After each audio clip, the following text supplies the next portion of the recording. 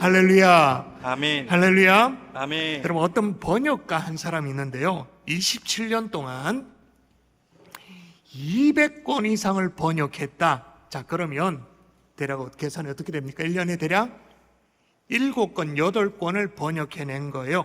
이 정도면 그 번역가의 번역의 어떤 경지, 수준, 이런 것들을 인정해 줘야 합니까? 말아야 됩니까?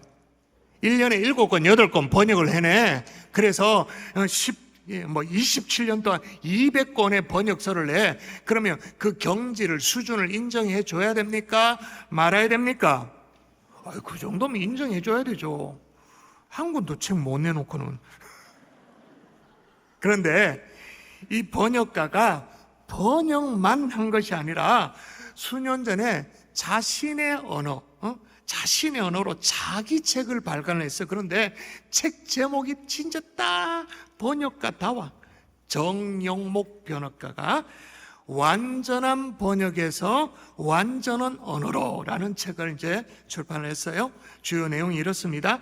번역가의 과제에 대해서 얘기를 하는데, 완전한 번역이 이르는 것이 아니라 완전한 언어에 이르는 것이 번역의 최고봉이다, 그런 말이죠. 그러니까 이런 겁니다. 두 언어가 맞닿는 순간에 두 언어 사이의 본질적 유사성과 흥미로운 차이를 드러내고 그 사이에서 제3의 가능성이 열린다. 그래서 이 번역을 통해서 이 문화와 저 문화가 소통되어지고 전달되어지고 삶의 지평이 넓어진다. 대략 그런 내용이에요. 그런데 오늘 읽은 본문에 보니까 우리 보고도 그 비슷한 기능을 하고 있다라고 말한. 자, 읽어볼까요? 자, 읽어보도록 하십시다. 3절입니다. 시작. 너희는 우리로 말미암아 나타난 그리스도의 편지니 이는 먹으로 쓴 것이 아니요 오직 살아계신 하나님의 영으로 쓴 것이며. 자, 하나님이 그리스도인을 가리켜서 뭐라고 말합니까? 그리스도의 뭐라고요? 편지라고 말하고 있는 거예요. 여러분, 오늘 편지라고 얘기를 하니까 작년 말이었던 것 같아요. 12월 28일에 이제 주일 예배를 다 섬기고 나서 우리 갈릴리 기억나십니까? 갈릴리 리더 모임이 있었잖아요. 그 리더 모임, 연말 모임이 있다 그래서 저보고 오라 그러는 거예요. 그래서 갔더니 이제 담임 목사님과 함께하는 토크쇼를 준비한 거예요. 그래서 리더 모임을 교회 밖 공간에, 그래 마지막 날이니까 교회 밖 공간에 좀 근사한 데 가서 그렇게 하고, 어떤 순서 가운데 담임 목사님과 이렇게 얘기하는 토크쇼 시간을 가졌어요. 그래서 전 나름대로 최선을 다해 시간을 보내고 다 마치고 이제 또 갈릴리 리더들 나름대로 또 모임이 있으니까 마치고 나오는데 어떤 자매가 따라 나오는 거예요. 따라 나오면서 이렇게 편지를 건네는 거예요. 집에 돌아와서 그 편지를 읽었어요. 와, 읽었는데 감동이에요. 내용도 내용인데 일단 제가 이미지를 준비했습니다. 한번 보도록 하겠습니다. 딱 보십시오. 그렇지, 와가 나올 줄 알았어. 와, 제가 얼마나 정성을 다해. 효정자매가 보낸 편지예요. 꼭꼭 눌러 쓴 편지인데 여러분, 처음부터 끝까지 서체가 흐트러지지 않았어요. 마지막까지 필체가 흐트러지지 않았어요. 야, 이 자매가 어떤 마음으로 편지를 썼을지 그 마음이 위로 짐작이 되어지는 거예요. 그 마음이 어떠했을지. 여러분, 그런데 물어보도록 하십시다. 정성이 느껴지고 어떤 고마움이 느껴지고 이 편지가 편지를 쓴 사람 그 자체입니까? 그건 아닙니까? 대답해 보세요. 편지가 그 사람 자체입니까? 아닙니까? 그건 아니죠. 대신에 그 사람을 보여주는, 그 사람의 마음을 보여주는, 소위 말해서 번역인 거죠. 원본의 번역인 거예요.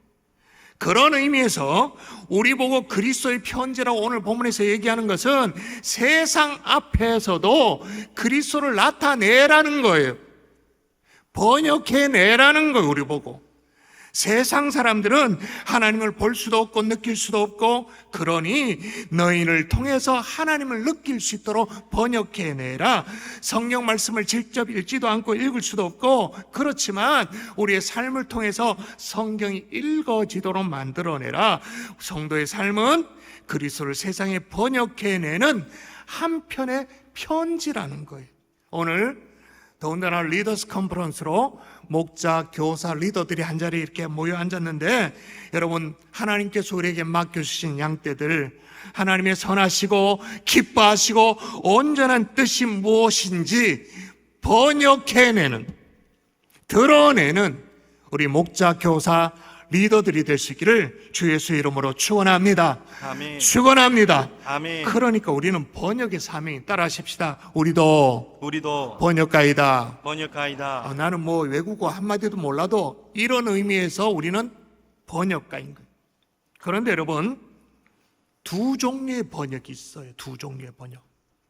여러분, 이런 얘기 들어보셨습니까? 번역은 반역이다. 들어보셨어요?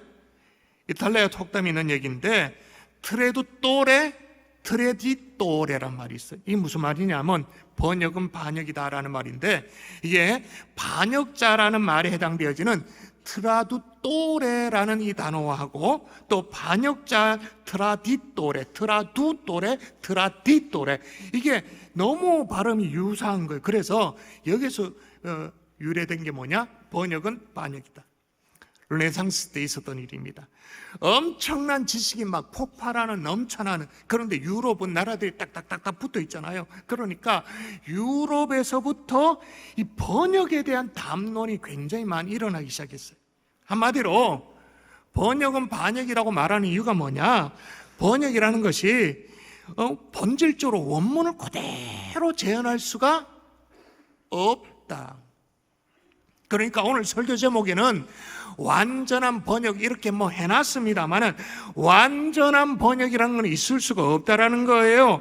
번역의 과정 속에 필연적인 의미의 손실이 있고 변형이 있고 이런 것들이 수반되어지기 때문에, 그래서 번역은 반역이다. 그러니까 배신자다. 어느 정도 이해가 되어져요? 또 하나의 번역의 의미가 있습니다. 번역은 제2의 창작이다. 번역은 기계적인 치환이 아니라는 거예요. 우리가 뇌가 없나 생각이 없나, 다 생각이 있는데, 그러니까 번역의 과정은 뭔가 선택, 해석, 판단 이런 것들이 개입되어지면서 어떤 의미에서 창작행위라는 거예요. 그래서 번역은 제2의 창작. 예를 들면 이런 겁니다.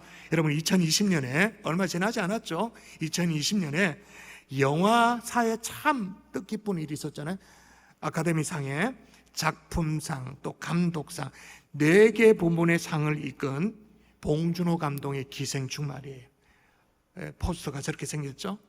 근데 비영어권의 영화가 어떻게 작품상을 받을 수 있느냐? 이건 자막을 읽어가지고 어떻게 작품을 이해한다, 이게 너무 어렵잖아요. 그런데 그게 가능하도록 한 게 뭐냐면, 영어 자막 번역가로 역할을 했던 달시 파켓의 수목록에 있었다. 달시 파켓. 그 영어 자막이 감칠맛이 나야 되니까, 도저히 공감하기 어려운 것들도 공감할 수 있도록 그렇게 자막이 붙어야 돼. 예를 들면 이런 거예요. 영화에 보면 왜 그 주인공 가정이 있잖아요. 그 반지하 살던 가정, 거기에 딸내미가, 기정이가 이제 가짜 졸업장을 만듭니다. 가짜 졸업장을 위조로 이렇게 만들어가지고 아빠 보는데 그 완성도가 너무 그럴싸해. 그 송강호 있잖아요. 너무 그럴싸해가지고는 감탄하면서 그런 얘기를 하죠. 서울대학교 문서위조학교 이런 거 없냐고. 그렇게 얘기를 해요. 이제 우리는 그게 뭔 말인지 다 알아먹어. 이걸 영어권에 번역을 해야 되잖아요. 자막을 넣어야 되잖아요. 서울대를 뭐로 번역을 했을까요? 옥스퍼드 대학으로. 영어권 사람들이 그냥 직관적으로 이해할 수 있다. 그런데 만일에 인공지능이, AI가 이걸 번역하면 어떻게 번역했을까요? 서울대를 서울 내셔널 유니버시티. 기계적으로 치환하고 끝났을 거예요. 그게 어떤 의미인지를 모를 거예요. 자, 그와 관련된 뉴스 영상이 있습니다. 한번 보도록 하겠습니다. 보여주시죠. 네, 미국인들이 자막 읽고 통역을 거치는 것에 익숙하지 않죠. 이 1인치 장벽을 뛰어넘게 한 번역과 통역의 힘을 알아보겠습니다.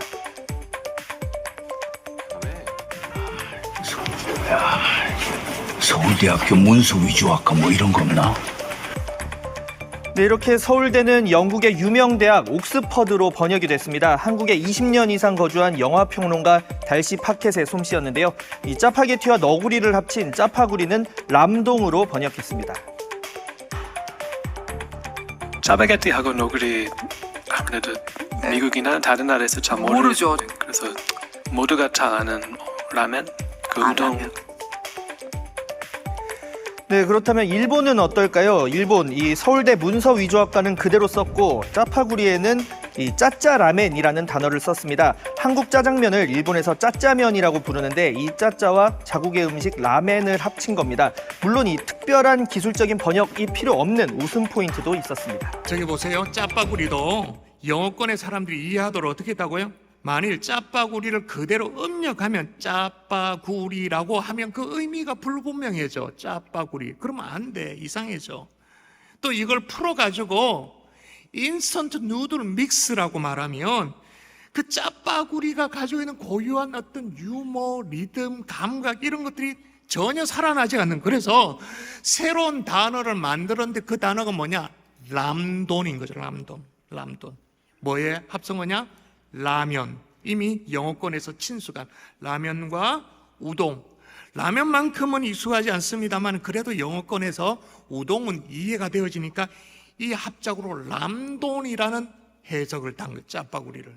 여러분, 번역이 제2의 창자인 거 진짜 맞는 것이요, 전혀 존재하지 않았던 단어가 람돈이잖아. 람돈. 이게 위키피디아에 올라와 있어. 람돈.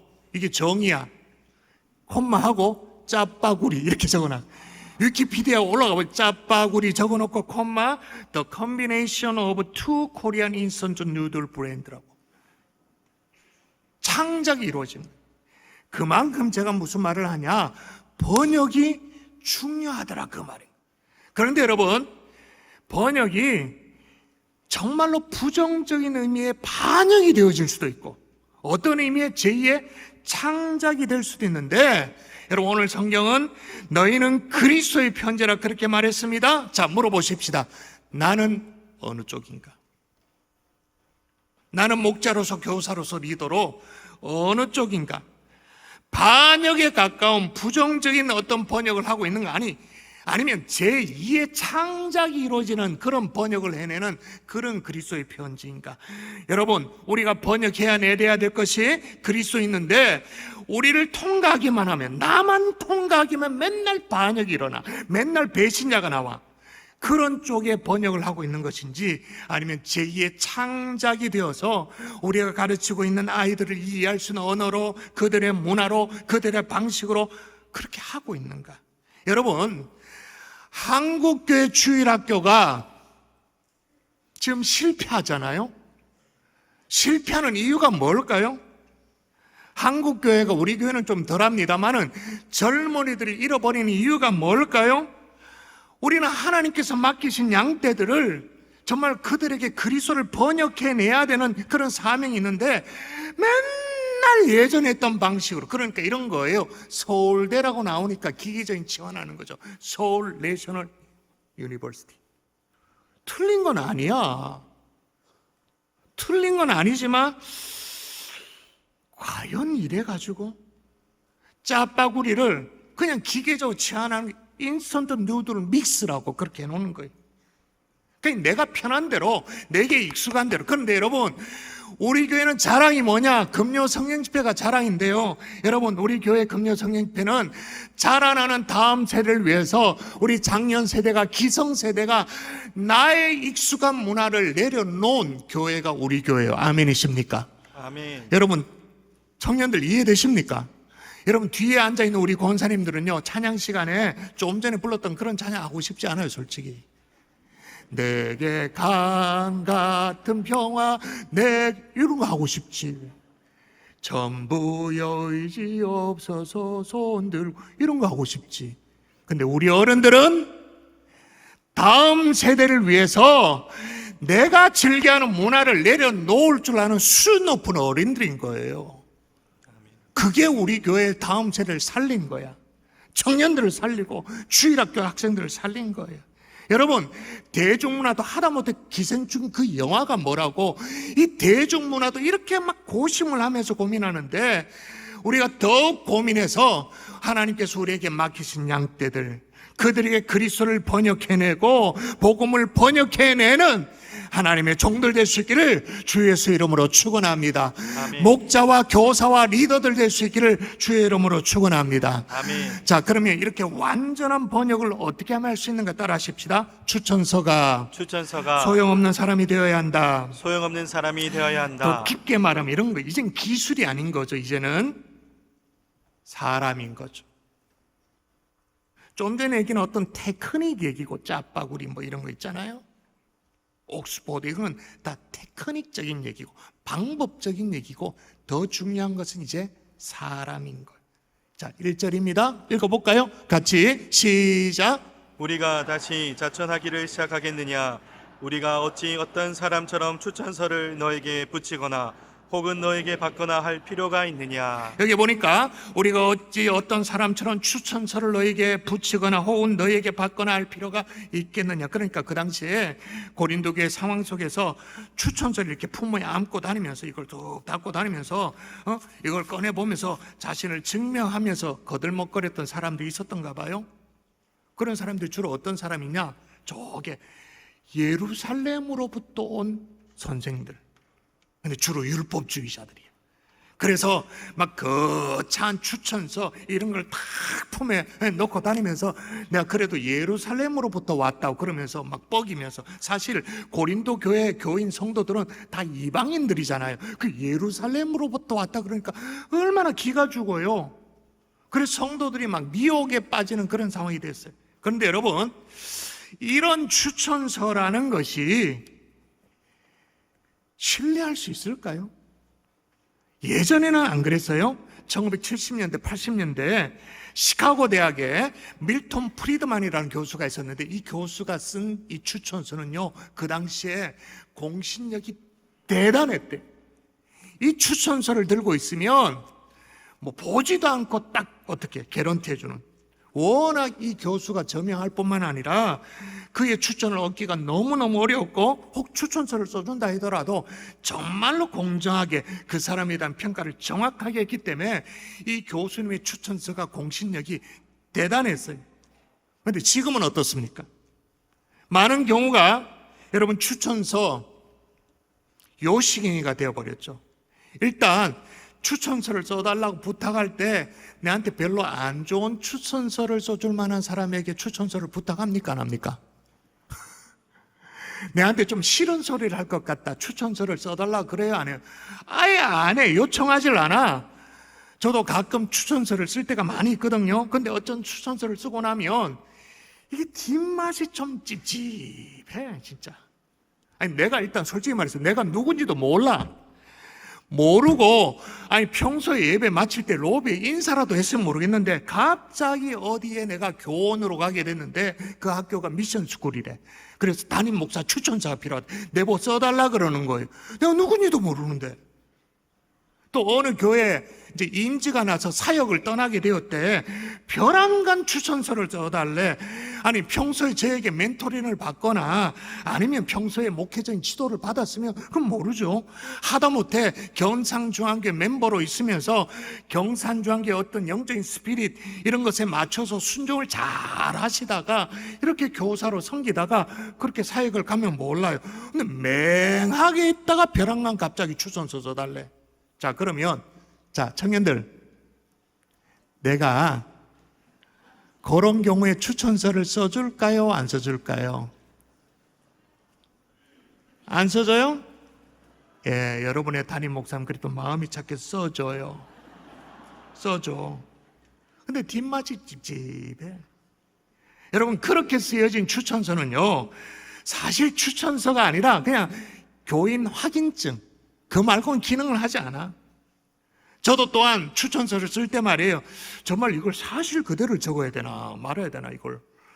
그 사실 그대로를 적으면 어쩌면 이 사람이 불이익을 당할지도 모르는데 그래서 대충 미사 역고로 막 그렇게 내가 양심에 찔려 좀 솔직히 말해가. 그래 끝내. 이게 사실 현실이에요. 여러분 이건 뭐와 똑같냐면 목회자로서 장례 예배를 인도해야 될 때가 있잖아요. 장례 예배.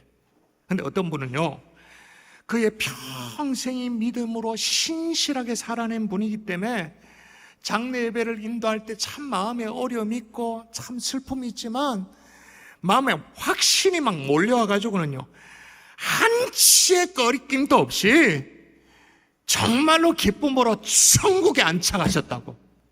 지금 아브라함의 품에, 하나님의 품에 안겨 계신다고 그렇게 확실하게 그렇게 설교하며 장례 예배를 인도할 수 있는 그런 때가 있어요. 그런데 어떤 분은 정말 이게 애매해.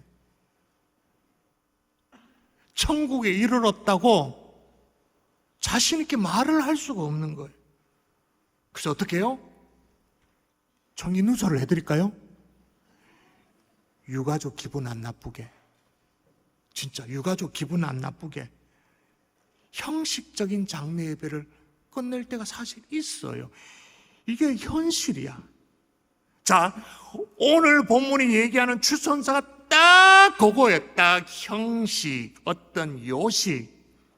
그런데 1절에 저 추천서라고 말을 했는데 여러분 성경을 보시면 2절부터는 다른 표현을 써서 또 다르게 얘기합니다. 자, 아까도 살폈습니다만 추천서가 아니라 이제 2절부터는 뭐냐? 편지. 확인하십시다. 자, 2절 읽습니다. 너희는 시작. 너희는 우리의 편지라 우리 마음에 썼고 무사람이 알고 읽는 바라. 자, 3절 또 볼까요? 시작. 너희는 우리로 말미암아 나타난 그리스도의 편지니. 자, 여러분 보십시오. 물론 1절에 추천서라고 말할 때 그 추천서랑 2절, 3절의 편지라고 말할 때 원어 성경을 보면 이게 똑같은 단어예요. 에피스톨레. 똑같은 단어예요. 근데 한글 성경이 탁월한 거예요. 1절에 말한 에피스톨레랑 2절, 3절에 말한 에피스톨레는 의미가 다르기 때문에 1절은 추천서라고 그렇게 번역을 했고 2절과 3절은 편지라고 번역을 한 거예요. 여러분, 우리말에도 추천서와 편지 중에 어느 게 훨씬 더 광범위한 표현입니까? 추천서 쪽입니까? 편지입니까? 편지가 훨씬 더 광범위하죠. 몇 줄 적어서 하는 그런 추천서 정도가 아닌 거예요. 삶의 전반을 다 다룬다고 말할 수 있는 것이, 관계를 다루고 한다고 말할 수 있는 것이 편지에 해당되어지는 거죠. 그래서 한글 성경은 1절에는 그런 지엽적인 요식행위적인 추천서가 아니고 다른 쪽 2절 3절에는 광범위하게 그 사람을 드러내는 편지로 오늘 번역을 해놓은 거예요. 그런 맥락에서 바울은 나는 이런 지엽적이고 요식적인 추천서가 필요한 사람이 아니다. 나는 그런 거 필요 없다. 왜? 나에게 추천서보다 훨씬 더 수준 높은 편지가 있다. 그 편지는 뭐냐? 너희가 나의 편지다. 여러분, 이런 요식행위 추천서 따위가 아니라, 그런 무슨 뭐 직분 이런 거가 아니라, 뭐 교사라는 뭐 이렇게 계급자 이런 게 아니라, 정말로 내가 섬기는 양떼들이 우리에게 편지가 되어지는, 우리의 우리됨을 증명해내는 그런 목자, 교사, 리더들이 될 수 있기를 주 예수 이름으로 축원합니다. 아멘. 축원합니다. 아멘. 자, 그러면 추천서가 소용없는 사람이 된다는 게 무슨 의미인가 따라하십시다. 삶으로 증명하는 편지가 되어야 한다. 증명하는 편지가 되어야 한다. 자, 오늘 바울은요, 고린도 후서를 쓰면서 나는 그런 추천서가 없지만 편지가 있다, 그렇게 말한. 그런데 다시 한번 읽어보도록 하십시다. 2절을 다시 읽습니다. 시작. 너희는 우리의 편지라 우리 마음에 썼고 무사람이 알고 읽는 바라. 예, 당시에 예루살렘에 온 유대인 주지자들이 나름의 추천서가 있는데 막 자랑합니다. 바울을 비난합니다. 아이고, 추천서도 없는 주제에, 신문도 알 수 없는 사람, 뭘 믿고 너네들 지금 쏘가 넘어가지 마라, 뭐 이렇게 하는 거예요. 그랬더니 고린도 교회 성도들도 막 헷갈려하는 거예요. 그때 바울의 대답이 뭐냐? 너희가 나의 편지다. 너희가 나의 진짜 추천서다.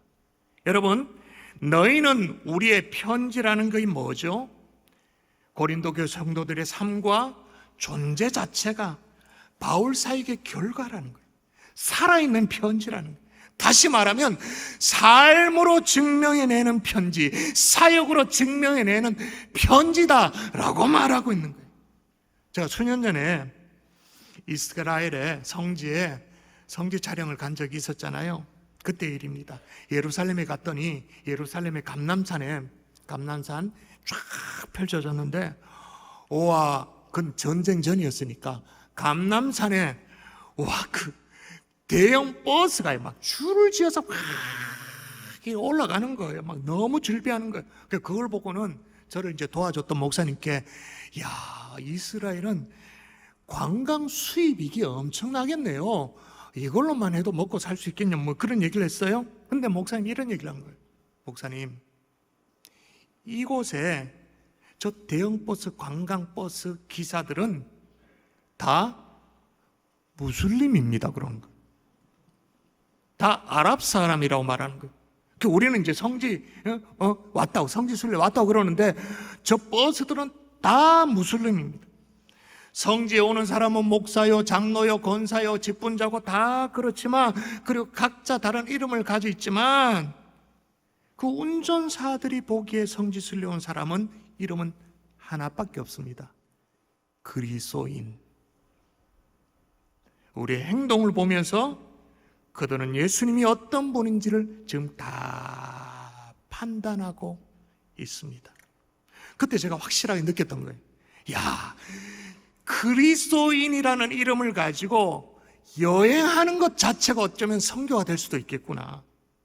우리 3월 1일에 가는 선교사, 보낸 선교사 작정이 있습니다만은 한번 생각해 보시라고.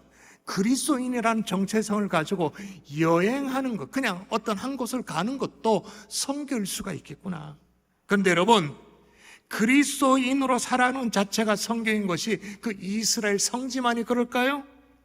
복음을 전하기에 가장 어려운 우리의 캠퍼스, 우리의 직장, 우리의 어떤 일터, 학교, 여러분, 그런데 가장 강력한 전도가 이루어지는 것이 어디냐? 직장인 거죠. 학교인 거죠. 왜? 우리가 그리스도의 편지가 되기만 하면 그들이 성경을 읽게 되어지는 거예요. 그리스도를 읽게 되어지는 거예요.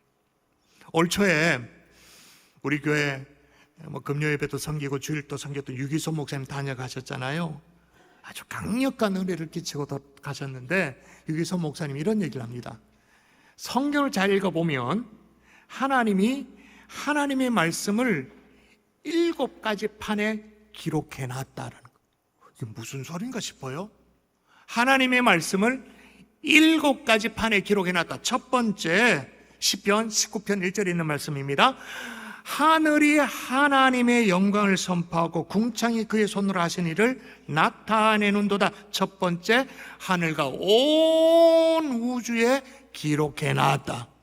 두 번째, 하나님의 말씀을 사람의 양심에 기록해놨다. 로마서 2장 15절 말씀에 보니까 이런 이들은 그 양심이 증거가 되어 그 생각들이 서로 혹은 고발하며 혹은 변명하며 그 마음에 새긴 율법의 행위를 나타내니라. 두 번째, 마음에 기록했다.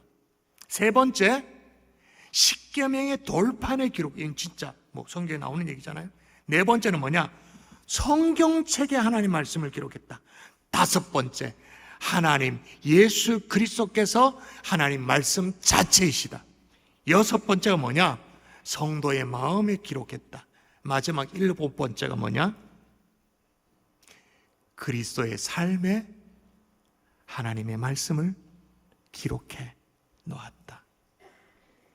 그러므로 여러분, 성경을 가지고 있지도 않아요. 우리 주변의 사람들은 성경을 읽지도 않아요.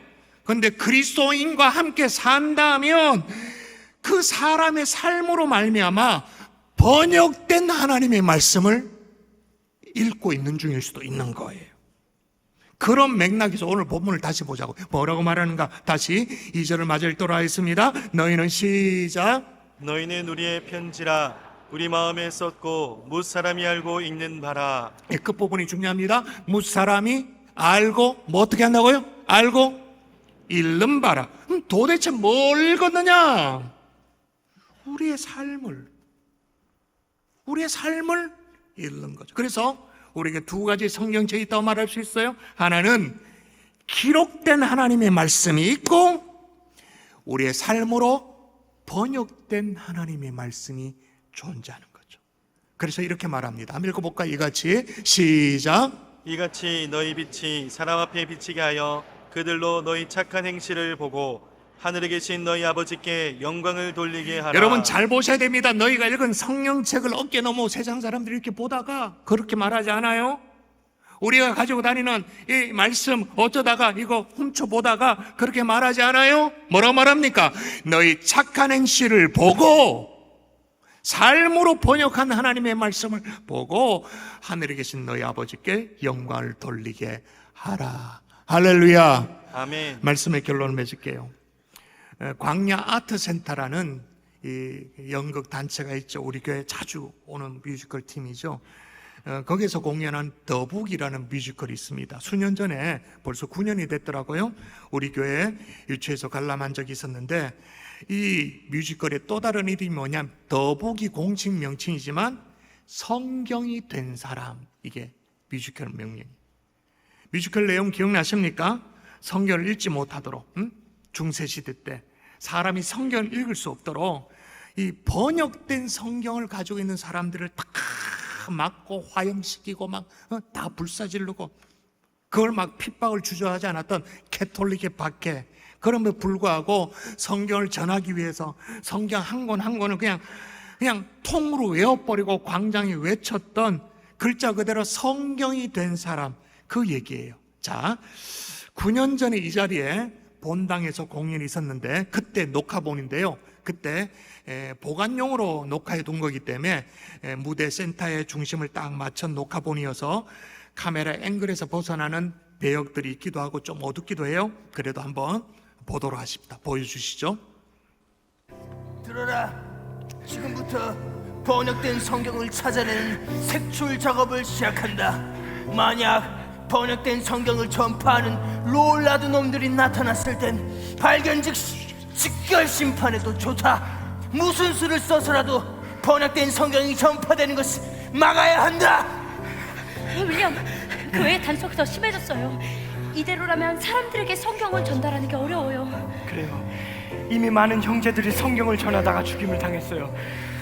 하루빨리 성경은 전해야 되는데 좋은 생각이 났어요. 우리 모두가 성경을 외우는 거예요. 그럼 우리가 성경이 되는 거네요?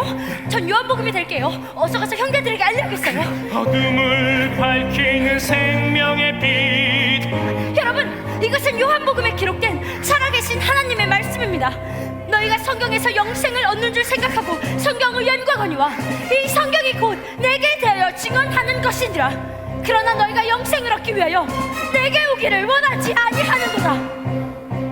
이 책에 기록된 생명의 빛.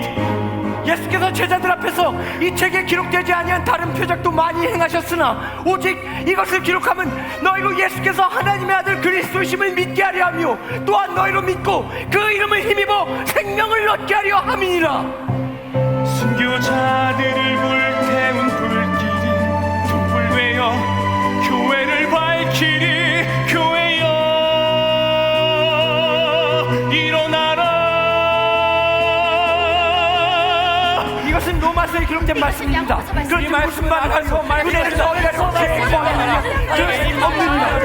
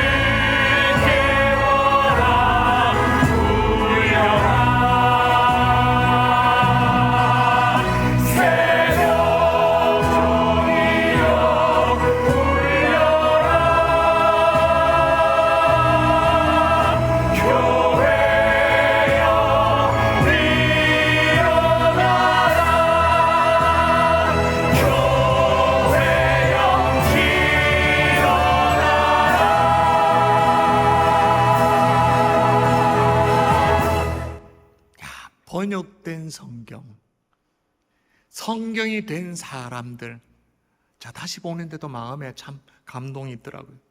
근데 여러분, 그죠? 내가 성경을 요한복음 암송할게요. 내가 마태복음 암송할게요. 내가 로마서를 암송해서 내가 자체가 로마서가 될게요. 암송만이 아니고 구원받은 우리의 삶이 성경인 거죠. 우리 자신이 걸어다니는 또 다른 번역본 성경이 되어져서 하나님 우리에게 맡기신 양떼들에게 정말로 말씀을 증가하고 가르쳐내는 목자, 주일학교 교사, 리더들 되시기를 주 예수 이름으로 축복합니다. 아멘. 이게 뭐냐? 완전한 번역입니다.